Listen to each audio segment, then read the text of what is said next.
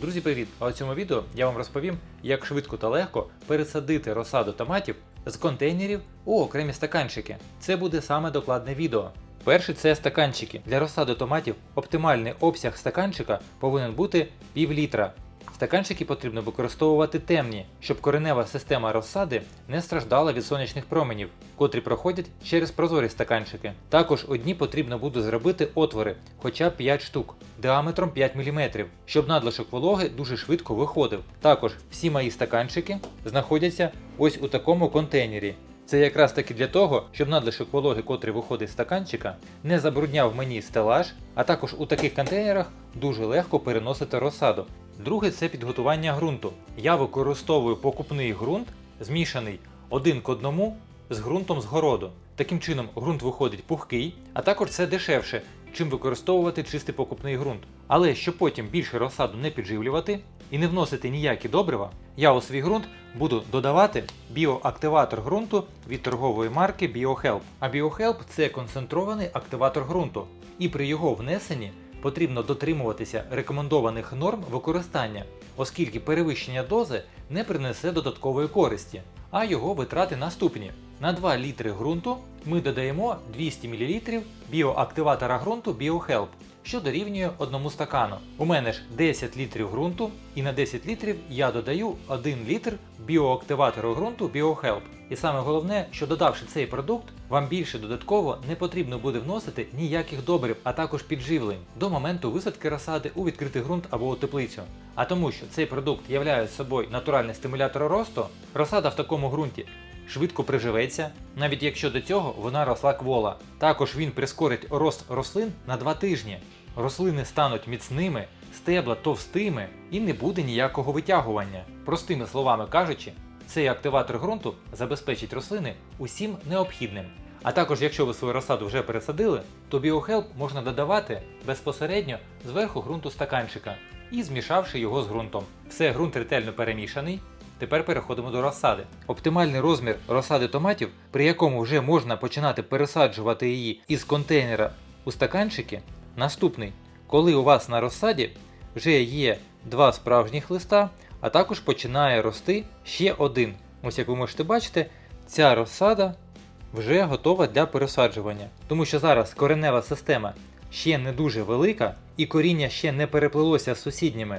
Таким чином, при пересаджуванні ми його не пошкодимо і розсада швидко приживеться. Коли на розсаді є 1 або 2 справжніх листа, але вони ще такі маленькі, то пересаджувати розсаду ще не можна. Корінева система тут досить мала, і при пересаджуванні, якщо ми її ушкодимо, то розсада погано буде приживатися, а може і зовсім загинути. А також вона довго буде сидіти на місці. Ну і третя стадія розсади – це коли вона вже ось у такому розмірі. Це вже переросша розсада. Її потрібно було пересаджувати ще раніше, тому що корінева система вже дуже сильно переплилася і вона отримає значного ушкодження при пересаджуванні. Але завдяки біоактиватору ґрунту, котрий я додав у свою ґрунтосуміш, ця розсада також швидко приживеться. Але висаджувати її потрібно вірно, щоб вона перестала тягнутися і наростила дуже міцну коріневу систему. З цієї розсади і почнемо. Коли я висаджував насіння томатів, я казав, що обов'язково потрібно на дно контейнера покласти ось такий пакет. Беремо за краєчки, витягаємо з контейнера, і контейнер у нас завжди чистий.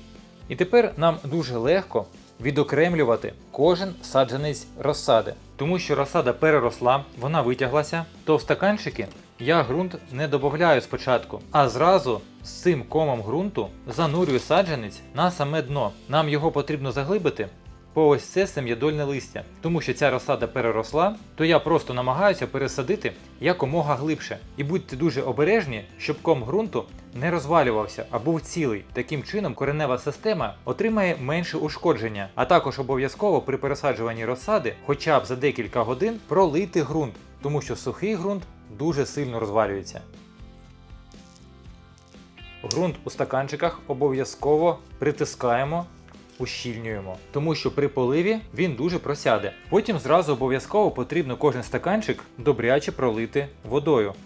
Якщо ви підготуєте ґрунтосуміш Так само, як і я, як ви можете бачити, він дуже пухкий і вологоємкий. І перший раз проливаємо стаканчики таким чином, щоб з нижніх отворів почала капати вода. Це означає, що ми пролили увесь стаканчик. А щоб точно з розсадою не було ніяких проблем, краще полити розсаду після пересаджування не чистою водою, а з додаванням у неї біофунгіцида триходерма. Цей засіб від торгової марки Жива Земля. У 1 літрі чистої теплої води розчиняємо 1 чайну ложку триходерми, що дорівнює приблизно 5 грамам. Це корисний гриб. Він заселяє ґрунт та коріння рослин, не даючи шкідливим грибам та патогенам розмножуватися.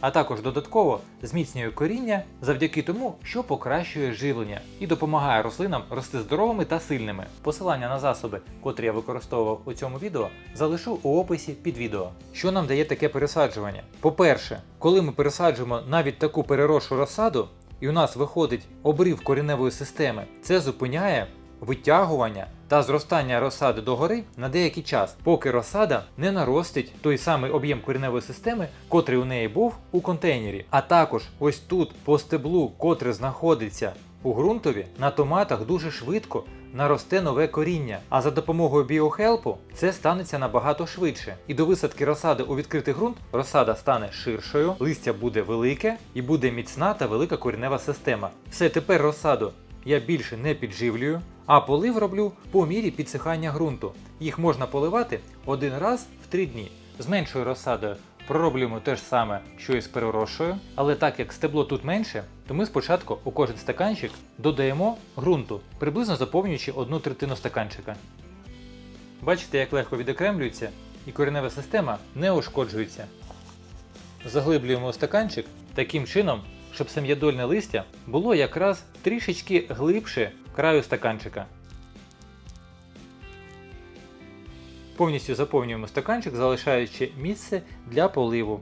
І також поливаю триходермою. Це і все, що стосується пересаджування розсади. Якщо у вас залишилися питання, обов'язково задавайте їх у коментарях. З радістю на все відповім. Я ж вам бажаю міцної розсади і зустрінемось у наступних відео.